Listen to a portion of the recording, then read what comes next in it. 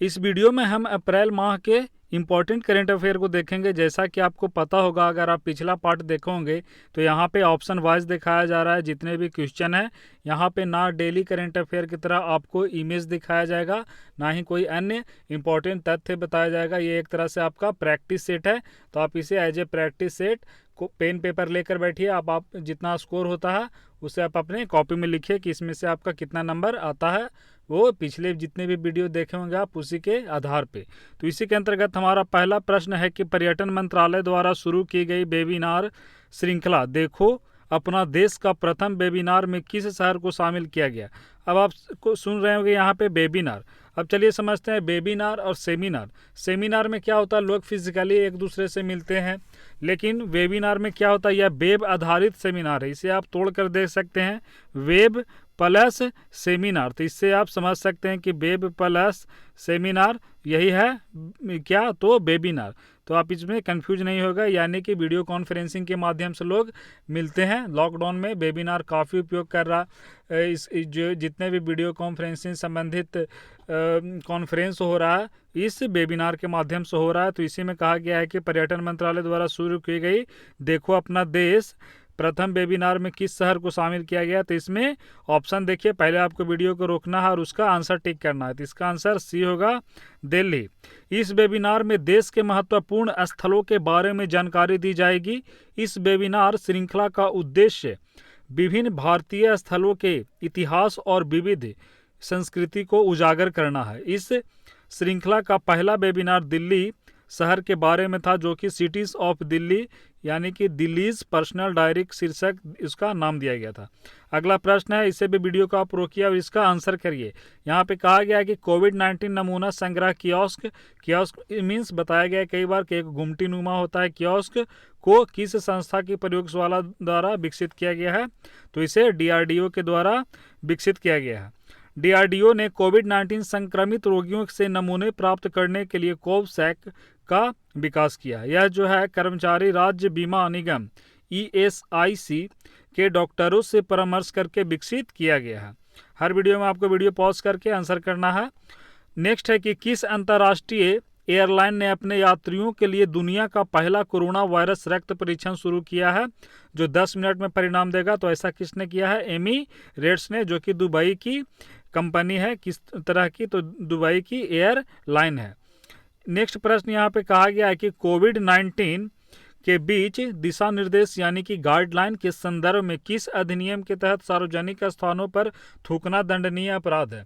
चूंकि अभी आप देख रहे होंगे कि थूकने से यानी कि थूक से भी यह फैल रहा है जो कोविड-19 के वायरस है।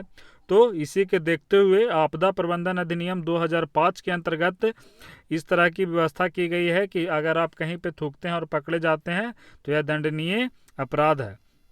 गृह मंत्रालय ने लॉकडाउन 2.0 के लिए दिशा निर्देश जारी किए हैं। दिशा निर्देश में सार्वजनिक स्थानों पर मास्क पहनना अनिवार्य कर दिया है। अब आपको यहाँ से ये जानना है कि यह जो किया गया है वह किस धारा के तहत किया गया है, यानी कि आपदा प्रबंधन अधिनियम 2005, जिसके तहत अभी सार्वजनिक स्थानों पर थूकना बंद किया गया है, यानी कि उसको दंडनीय अपराध घोषित किया गया है। तो यह धारा 51 के तहत किया गया।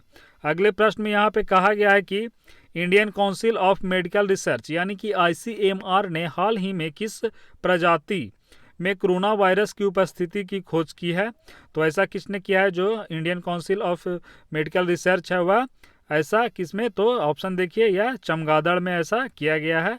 तो देखिए यहाँ पे यह जो वायरस है बीटी को यहाँ से समझ सकते हैं आप, यानी कि बैट कोरोना वायरस नामक नया विषाणु 2 प्रजातियों में पाया जाता है। हालांकि इस बात का कोई प्रमाण नहीं है कि यह विषाणु मनुष्यों में भी रोग का कारण हो सकता है। तो आप चमगादड़ पे ध्यान रखिएगा, इस पर रिसर्च किया गया था, उसमें भी कोरोना वायरस के टाइप पाए गए थे, लेकिन अभी जो कोरोना वायरस फैला हुआ वो इससे अलग था। नेक्स्ट देखिए, ये काफ़ी ज़्यादा खबरों में था हाल ही में आरटी-पीसीआर। तो आपको आरटी-पीसीआर का उपयोग कोरोना वायरस के परीक्षण के लिए किया जा रहा था। तो ऑप्शन देखिए, और आरटी-पीसीआर का फुल फॉर्म क्या है उसे बनाने का प्रयास कीजिए। तो इसका फुल फॉर्म क्या है, reverse transcription polymerase chain reaction. Next प्रश्न यहाँ पे कहा गया है कि एक चीज़ आपको और याद रखना है कि जो अभी बीमारी है वह कोविड-19 है, लेकिन वह किस वायरस के कारण फैल रहा है, तो यही वायरस है SARS-CoV-2 यानी कि कोरोना वायरस 2 SARS। ये भी आपको याद रखना है। जो कोविड-19 है वह बीमारी है, अगर किस वायरस से फैल रहा है तो ये वायरस है। नेक्स्ट प्रश्न यहाँ पे कहा गया है कि गार्टनर 2019 डिजिटल वर्क प्लेस सर्वे के अनुसार विश्व की सबसे डिजिटल रूप से कुशल देश कौन है, जिसमें जो अभी सबसे डिजिटली बताया गया है गार्टनर के अनुसार, वैसा कौन सा देश है, तो ऑप्शन देखिए यह हमारा भारत है। इस सर्वेक्षण के बाद जो दूसरा है इसमें ब्रिटेन है। नेक्स्ट प्रश्न यहाँ पे कहा गया है कि केंद्रीय गृह मंत्रालय ने किस वीडियो कॉन्फ्रेंसिंग सॉफ्टवेयर को साइबर अपराधों के लिए संवेदनशील माना है, तो ऑप्शन देखिए जो हमारी गृह मंत्रालय है उसने जितने भी प्राइवेट संस्थान है वहाँ पे जूम को यूज को काफ़ी सारे गाइडलाइन जारी किए हैं कि आपको कैसे इसको यूज़ करना है, क्योंकि इसका जो साइबर है वह चाइना में है और इसके अलावा टिकटॉक भी है। तो इन दोनों पे आप ज़्यादातर जितने भी ऑफिशियल हमारे जितने भी आधिकारिक काम जहाँ से होते हैं उससे वहाँ पे जो केंद्रीय मंत्रालय के गृह मंत्रालय हैं वह गृह मंत्रालय के द्वारा कहा गया है कि वहाँ पे आप इसका यूज़ नहीं कर सकते हैं, क्योंकि साइबर खतरों का बना संभावना बन सकती है। तो जूम के बारे में कहा गया, ऑप्शन इसका ए होगा। अगले प्रश्न में यहाँ पे कहा गया है कि एसएस कोरोना एक नया एप्लीकेशन किस राज्य ने लॉन्च किया है, तो ऑप्शन देखिए तो इसे दिल्ली ने लॉन्च किया है। वीडियो को रोकना है आपको, मैं भले ही तेज़ी से बोल रहा हूँ लेकिन आपको हर बार वीडियो को रोक के पहले आंसर खुद से करना है। तो इसका आंसर दिल्ली होगा। दिल्ली सरकार ने डोर टू डोर सर्वे करने के लिए एसएस कोरोना एप्लीकेशन लॉन्च की है। इस एप्लीकेशन को कोविड-19 नियंत्रण क्षेत्र में शुरू किया गया है। नेक्स्ट प्रश्न यहाँ पे है कि किस संस्थान के शोधकर्ताओं द्वारा डिजाइन वॉट नामक एक रोबोट डिजाइन किया गया है, जिसे कोविड-19 मरीजों को आइसोलेशन वार्ड में दवाइयों और भोजन के लिए डिजाइन किया गया। तो यह किसके द्वारा किया गया, यहाँ पे ऑप्शन देखिए यह भारतीय प्रौद्योगिकी संस्थान रोपड़ के द्वारा किया गया। यह कहाँ यह संस्थान, तो रोपड़ पंजाब में है। अगला प्रश्न यहाँ पे देखिए, कई बार इसको बताया गया है, कहा गया है कि टीम मास्क फोर्स नामक अभियान भारत के किस खेल महासंघ द्वारा शुरू किया गया है, तो ऐसा बीसीसीआई द्वारा किया गया। आपको मास्क भी दिखाया गया था कि लोग मास्क पहन के, जितने भी सौरव गांगुली, सचिन तेंदुलकर एवं अन्य थे, मास्क पहनकर लोगों को अवेयर कर रहे थे। तो आप इसे याद रखिएगा, यह किसके द्वारा, तो हमारी जो बीसीसीआई है उसी के द्वारा। इसमें देखिए बताया गया कि सचिन तेंदुलकर, विराट कोहली और मिताली राज जैसे प्रसिद्ध भारतीय क्रिकेटरों ने एक वीडियो भी जारी किया था जिसमें लोगों को मास्क का उपयोग करने के लिए सलाह दिया गया था, क्योंकि मास्क अभी बहुत ज़रूरी है इसी के कारण अवेयरनेस के लिए। अगला प्रश्न है कि किस राज्य की सरकार ने लोगों को ऑनलाइन चिकित्सा सेवा प्रदान करने के लिए स्वास्थ्य सेवा स्टार्टअप मेडकॉर्ट्स के साथ सहयोग किया है, तो मेडकॉर्ट्स के साथ अपना साझा किया है। तो कौन सी है जो राज्य है, तो वह राजस्थान। इस स्टार्टअप की स्थापना राजस्थान के लोगों को आयु व सेहत साथी एप्लीकेशन के माध्यम से ऑनलाइन चिकित्सा परामर्श और दवाओं की डिलीवरी प्रदान करने के लिए की गई है। नेक्स्ट प्रश्न यहाँ पे कहा गया है कि कौन सा राज्य देश में कोरोना वायरस से मुक्त होने वाला पहला राज्य बना है, तो बताया गया यह कौन बना है, गोवा पहला राज्य बना और दूसरा मणिपुर। तो ये दोनों आपको याद रखना है। अगला प्रश्न है कि किस भारतीय नौकरशाह को राष्ट्रपति रामनाथ कोविंद के सचिव के रूप में नियुक्त किया गया है, तो यह किन्हें नियुक्त किया गया है, कपिल देव त्रिपाठी को। पूर्व आईएएस अधिकारी कपिल देव त्रिपाठी को भारत के राष्ट्रपति श्री रामनाथ कोविंद के नए सचिव के रूप में नियुक्त किया गया है। कपिल देव त्रिपाठी 1980 बैच के आईएएस अधिकारी हैं, वे संजय कोठारी का स्थान लेंगे। अगला प्रश्न है कि विज्ञान व प्रौद्योगिकी यानी कि हमारी साइंस एंड टेक की जो डिपार्टमेंट है के स्वायत्त संस्थान नैनो विज्ञान व प्रौद्योगिकी संस्थान मोहाली द्वारा एक अध्ययन में ऊर्जा रूपांतरण उपकरणों में उत्प्रेरक विकसित करने के लिए किस जलीय प्रजाति का उपयोग किया गया, तो ऐसा मछली का उपयोग किया गया। यहाँ पे आप देख सकते हैं कि विज्ञान एवं प्रौद्योगिकी विभाग का जो हमारा यह मंत्रालय है उसके बारे में बताया गया कि इसकी एक संस्थान जो मोहाली में स्थित है, इसने मछली के गलफड़े का उपयोग किया है ताकि इलेक्ट्रो उत्प्रेरक को विकसित किया जा सके। इसके क्या फ़ायदे हैं, तो इस प्रकार से विकसित उपकरणों से अधिक किफ़ायती और पर्यावरण के अनुकूल होने का दावा किया जाता है। नेक्स्ट देखिए, बहुत इंपॉर्टेंट है, इसमें क्या कहा गया है कि सुजलम सुफलम जल संचय अभियान यह किस सरकार के द्वारा शुरू किया गया है? तो यह गुजरात सरकार के द्वारा शुरू किया गया है। देख सकते हैं यहाँ पे इसका आंसर। इसमें कहा जा रहा है कि 21 अप्रैल 2020 को गुजरात सरकार ने लॉकडाउन के बीच सुजलम सुफलम जल संचय अभियान के तीसरे चरण की शुरुआत की। इस योजना के तहत क्या है कि जितने भी झीलें हैं, लेक्स है, नदियाँ, रिवर और चेक बांध है, सारे में जो पानी है उसी के नज़र ये सारे जो योजना है उसी के लिए लाया गया है। इसके तहत एक बात और कहा गया है कि इसके द्वारा मनरेगा के तहत लोगों की भागीदारी द्वारा सिल्ट, यहाँ पे देख सकते हैं जो नदी में गाद जम जाती है तो उसी को भी हटाने का मनरेगा के तहत जो गाद को हटाया जाएगा, ताकि बाढ़ जैसी स्थिति ना बने, जो नदी है प्रॉपर उसमें गड्ढा बना रहे और जब बरसात में पानी आए तो वे रिहायशी इलाके यानी कि जो घर है वहाँ पे नहीं आवे पानी। इसी के कारण ऐसा किया जा रहा है। अगला प्रश्न यहाँ पे कहा जा रहा है क्या स्मार्ट सिटीज़ मिशन के तहत किस शहर ने साइम, तो ये देखिए साइम कहाँ, तो यह एक मोबाइल ऐप है। तो यह इसका जिसका उद्देश्य है क्वारंटाइन यानी कि संगरोध में जितने भी लोग हैं उस पर नज़र रखना। तो साइम ऐप किस राज्य में, तो यह महाराष्ट्र के पुणे में लाया गया था। यहाँ पर आप देख सकते हैं। अगला प्रश्न यहाँ पे है कि हाल ही में किस बैंक ने अमेजन एलेक्सा और गूगल असिस्टेंट पर वॉइस बैंकिंग सेवा शुरू की है? तो ऐसा किसने किया है? तो आईसीआईसी बैंक ने। इसका जो पहला पार्ट है उसमें बताया गया था कि जो यह बैंक है इसने व्हाट्सएप सेवा भी शुरू की है लॉकडाउन के समय। अपने जितने भी ग्राहक हैं उनको अन्य तरह की वहाँ पे क्या कहते हैं, तो अन्य तरह की वहाँ पे जानकारियाँ दी जाएगी जो व्हाट्सएप सेवा शुरू किया गया। नेक्स्ट प्रश्न यहाँ पे कहा गया है कि यहाँ पे देखिए, यहाँ पे कहा गया कि लाइसेनिया केरेज, यहाँ पे देख सकते हैं लाइसेनिया केरेज जिनका हाल ही में निधन हो गया, वह किस देश के पूर्व प्रधानमंत्री थे? तो यह फिजी के थे। अगला प्रश्न यहाँ पे कहा गया है कि लॉकडाउन के बीच लोगों को आवश्यक वस्तुओं को वितरण करने के लिए झारखंड सरकार द्वारा जितने भी आवश्यक वस्तुएं हैं उसके वितरण करने के लिए कौन सा एप्लीकेशन लाया गया है? तो यहाँ पे ऑप्शन देखिए, तो वह है झारखंड बाजार। अगले प्रश्न की ओर यहाँ पे बढ़िए, तो कहा गया है कि मानव संसाधन विकास मंत्रालय द्वारा शुरू किए गए कार्यक्रम का नाम बताइए जो लोगों और संगठनों को ई लर्निंग के लिए संसाधनों का योगदान करने के लिए आमंत्रित किया है। तो ऐसा विद्यादान 2.0 के तहत किया गया है। तो इसे आप याद रखिएगा। यह किसके द्वारा स्टार्ट किया गया ये आपको याद रखना है। तो जो हमारे कौन सी मंत्रालय है, मानव संसाधन मंत्रालय है, उसी के द्वारा इसे स्टार्ट किया गया। यहाँ पे देख सकते हैं केंद्रीय मानव संसाधन मंत्रालय ने दीक्षा प्लेटफॉर्म किसका है? तो इन्हीं का तो पर विद्यादान 2.0 लॉन्च किया है। इसका मुख्य उद्देश्य ई लर्निंग सामग्री का योगदान देना और बच्चों में देश में कहीं भी और कभी भी अपने सीखने के लिए उन्हें प्रेरित करना, ऐसा इसके तहत किया जाएगा। अगला प्रश्न कहा गया कि हाल ही में कोविड-19 से लड़ने वाले स्वास्थ्य कर्मियों, इसके बारे में एक डिटेल वीडियो बनाया गया था कि जितने भी डॉक्टर थे, नर्सें थे, उन पे हमला किया जा रहा था कुछ शरारती तत्वों के द्वारा। तो उन्हीं को देखते हुए एक अधिनियम लाया गया था अभी, यानी कि एक अध्यादेश लाया गया था। तो वह जो अध्यादेश लाया गया 2020 में अभी, तो वह कौन सा अध्यादेश को संशोधित करके लाया गया था, यह प्रश्न पूछा जा रहा है।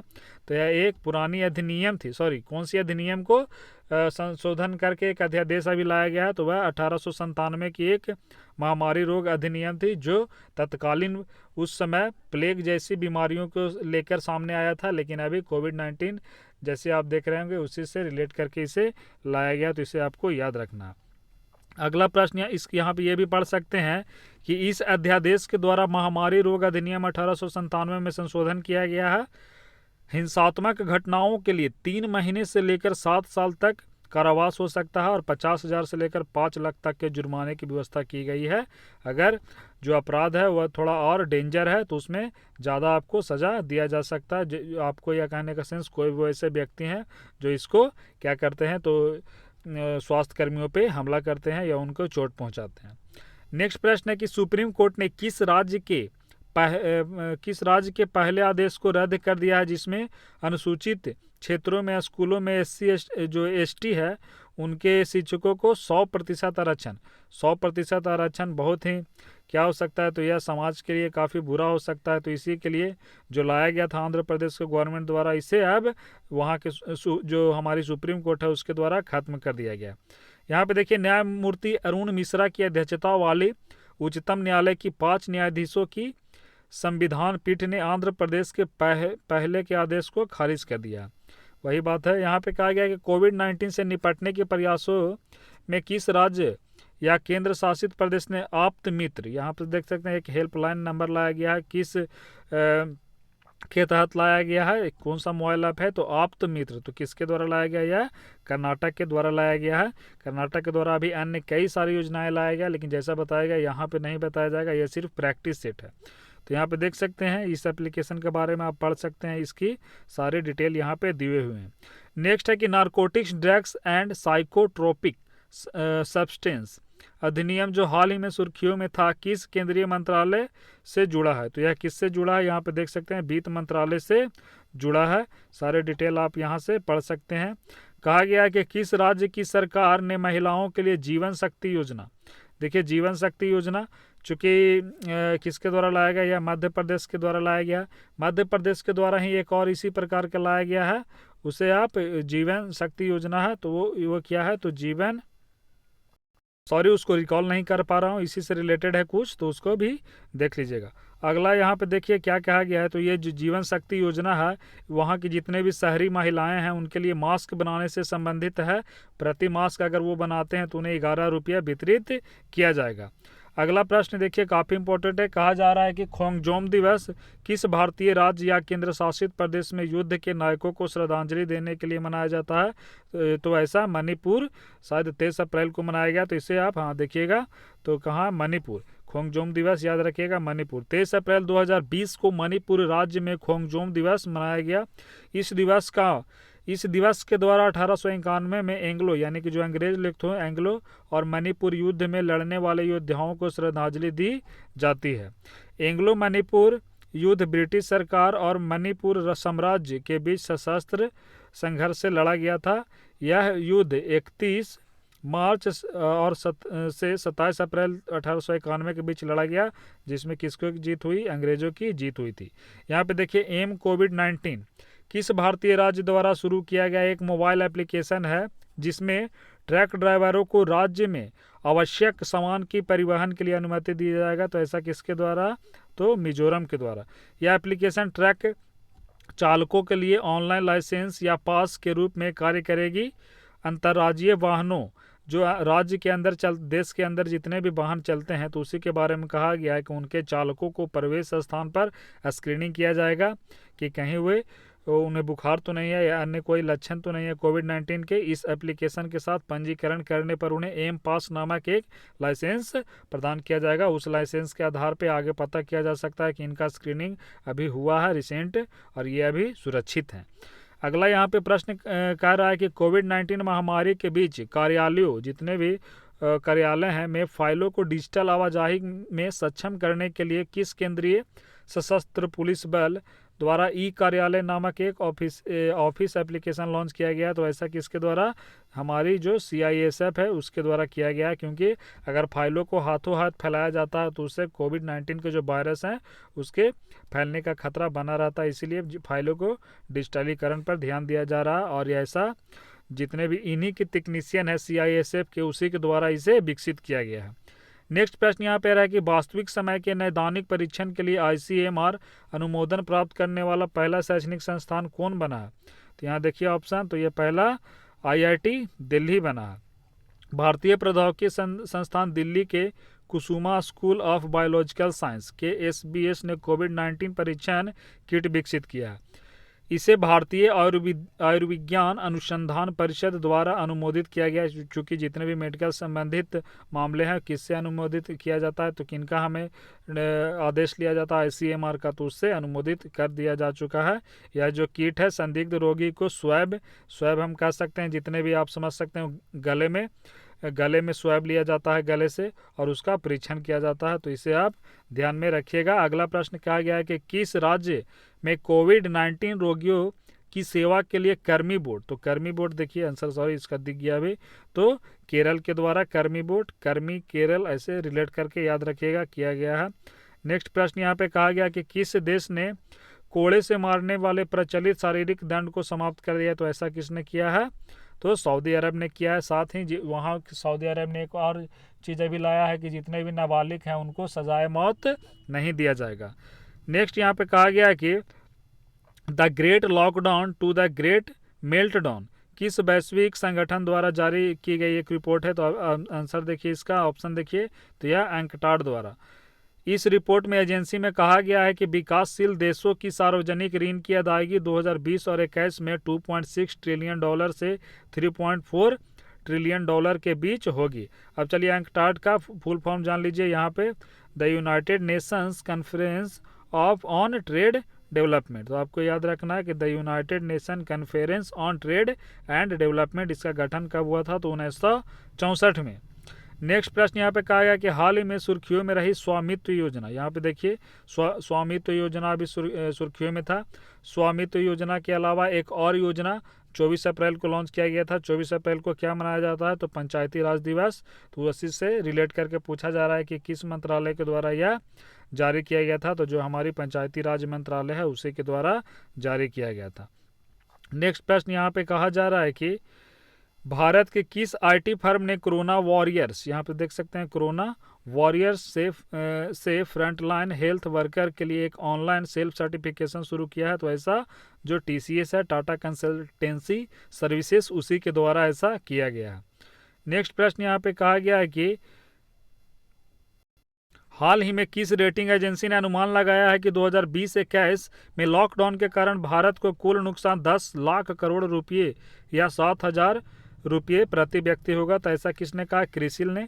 तो चलिए क्रिसिल के फुल फॉर्म को जान लीजिए, चूंकि इसका यह भारत का है और इसका हेडक्वार्टर मुंबई में है, तो जानिएगा। जैसे इसके अलावा अन्य जो वैश्विक लेवल पर है, स्टैंडर्ड एंड पुअर है, तो पहले क्रिसिल का फुल फॉर्म जानिए। क्रिसिल इसका क्या है? Credit rating information services of India limited, इसका फंड, यानी कि इसकी स्थापना 1987 में हुई थी। नेक्स्ट प्रश्न है कि मेडिसिन मेकर पावर लिस्ट 2020 में शीर्ष 20 वैश्विक नेताओं में किस भारतीयों को शामिल किया गया? तो इसका ऑप्शन देखिए, तो यहाँ पे किरण मजूमदार शाह को क्या किया गया? तो शामिल किया गया है। यह कौन है? तो बायोकॉन के संस्थापक हैं, जो बायोटेक्नोलॉजी एक कंपनी है उसी के यह संस्थापक हैं, किरण मजूमदार शाह। यहाँ पे आप देख सकते हैं कि इस सूची में दुनिया भर के 60 लीडर्स को शामिल किया गया है जिन्होंने बायोफार्मास्यूटिकल्स के क्षेत्र में महत्वपूर्ण योगदान और नवाचार यानी कि इनोवेशन किया हो। तो ये सारी बात आपको यहाँ से याद रखना है। अगला प्रश्न यहाँ पे कहा जा रहा है कि कौन सा देश 2020 तक एशियाई विकास बैंक का सबसे बड़ा कर्जदार बन गया? तो ऐसा कौन है? भारत है। भारत एशियाई विकास बैंक यानी एडीबी, जिसका मुख्यालय कहाँ है? तो मनीला में है, का सबसे बड़ा कर्जदार है और एडीबी का चौथा और सबसे बड़ा शेयरधारक भी है। एशियाई विकास बैंक ने भारत को लगभग 30 बिलियन डॉलर की मंजूरी दी है, तो काफ़ी बड़ी रकम है। हाल ही में एशियाई विकास बैंक ने कोविड-19 से निपटने के लिए भारत को 1.5 बिलियन जो डॉलर देने की भी घोषणा किया गया।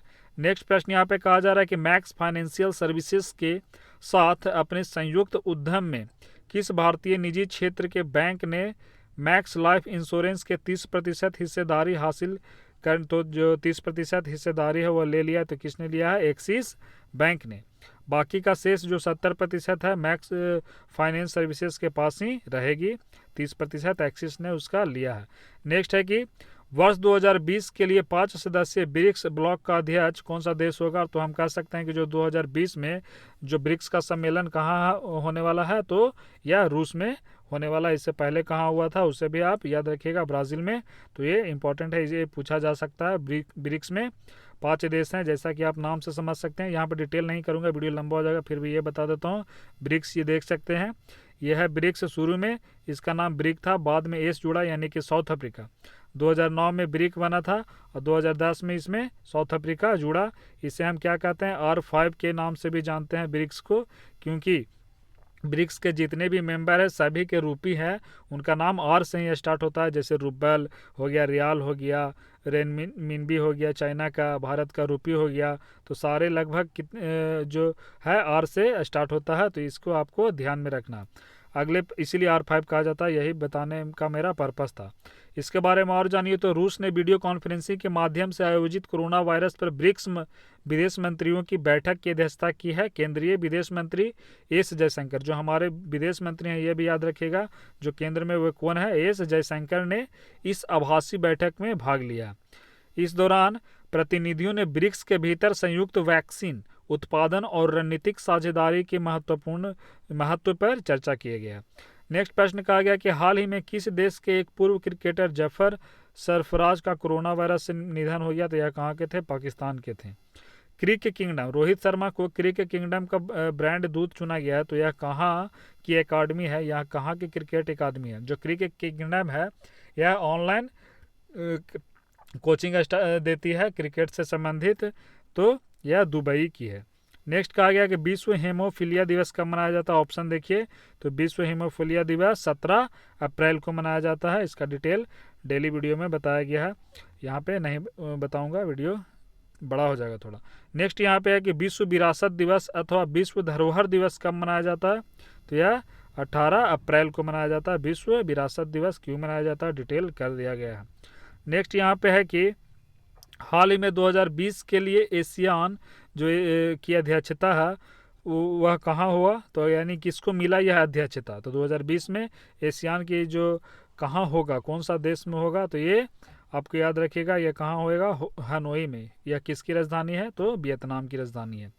नेक्स्ट यहाँ पे है कि अगले प्रश्न की यहाँ पे बढ़िए, तो बीआरओ के रणनीतिक क्षेत्रों को जोड़ने वाले एक प्रमुख सड़क पर रिकॉर्ड समय में पुल का निर्माण किया है, और यह जो पुल बनाया गया है इसका नाम क्या है, तो दीपो रिजो पुल है। काफ़ी कम समय में लॉकडाउन के नियमों का पालन करते हुए इसे बना लिया गया, जो सामरिक दृष्टि से, राजनीतिक दृष्टि से, काफ़ी रणनीतिक दृष्टि से हम कह सकते हैं काफ़ी महत्वपूर्ण है यह पुल। यह चाइना के बॉर्डर से लगा हुआ है, तो यह काफ़ी इंपॉर्टेंट है, इसे ध्यान रखिएगा। यह कहाँ है, तो अरुणाचल प्रदेश। तो दीपो रिजो पुल आपको ध्यान रखना है, अरुणाचल प्रदेश। नेक्स्ट है कि नासा ने पृथ्वी के आकार का ये एक्सोप्लैनेट खोजा है, इसका नाम क्या रखा गया, तो यहाँ पे ऑप्शन में देखिए, इसका नाम केपलर 1649 रखा गया। नेक्स्ट यहाँ पे कहा गया कि हाल ही में जियो टैग कम्युनिटी किचन वाला पहला, चूंकि यह पहला है तो इसे याद रखिएगा कि जियो टैग कम्युनिटी किचन वाला पहला राज्य कौन बन गया, तो यह उत्तर प्रदेश बन गया। सिविल सेवा दिवस कब मनाया जाता है, ऑप्शन देखिए, 21 अप्रैल को मनाया जाता है। पृथ्वी दिवस से तो आपको पता होगा कि विश्व पृथ्वी दिवस कब मनाया जाता है, तो ऑप्शन देख के इसका आंसर करिए, 22 अप्रैल को। नेक्स्ट देखिए यहाँ पे कहा गया है कि हाल ही में फेसबुक ने किसके साथ है, यहाँ पे किसके साथ सुपर ऐप बनाने के लिए भारतीय कंपनी के साथ समझौता किया। सुपर ऐप है यानी कि फेसबुक में ही आपको डिटेल कई चीज़ मिल जाएगा, जैसे आप बस टिकट कर सकते हैं, सिनेमा टिकट कर सकते हैं, तो काफ़ी सारे सुविधाएं आने वाले समय में फेसबुक ही आपको देगा। किस ऐप के तहत, तो सुपर ऐप के तहत। तो इसके तहत किससे उसने साझेदारी किया है, ऑप्शन देखिए यहाँ पे, तो इससे के तहत रिलायंस से उसने साझेदारी किया। नेक्स्ट प्रश्न है कि हाल ही में किसके द्वारा सबसे बड़ा मुफ्त भोजन कार्यक्रम मिशन अन्न सेवा, तो मिशन अन्न सेवा किसके द्वारा किया गया, तो रिलायंस फाउंडेशन के द्वारा। नेक्स्ट यहाँ पे अगले प्रश्न को देखिए, तो कहा जा रहा है कि किस राज्य में ई संजीवनी ओपीडी का शुभारंभ किया गया है, तो ई संजीवनी हिमाचल प्रदेश। फीफा, ये याद रखिएगा, ये काफ़ी इंपॉर्टेंट है, यह पूछा जा सकता है कि इससे पहला प्रश्न यही बनता है कि #वी विल विन, यानी कोविड-19 से हम लोग जीत पाएंगे, तो यह अभियान किसके द्वारा चलाया गया, तो पहला जो फीफा के द्वारा चलाया गया है। एवं आपको ये बताना है कि वी विल विन अभियान में किस भारतीयों को शामिल किया गया, यहाँ पे ऑप्शन देखिए, तो इनके अनुसार वाईचुंग भूटिया जो हैं उन्हीं को शामिल किया गया है।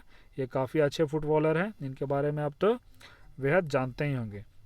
नेक्स्ट प्रश्न है कि ईरान ने अपना पहला सैन्य उपग्रह सफलतापूर्वक प्रक्षेपित किया, उसका नाम क्या है, तो इसका पहला सैन्य उपग्रह है। चूँकि अमेरिका से इसका लगातार तनाव बना हुआ है, फिर भी इस स्थिति में इसने एक सफलतापूर्वक उपग्रह को प्रक्षेपित कर दिया गया है, तो इसका नाम क्या है, उपग्रह नूर।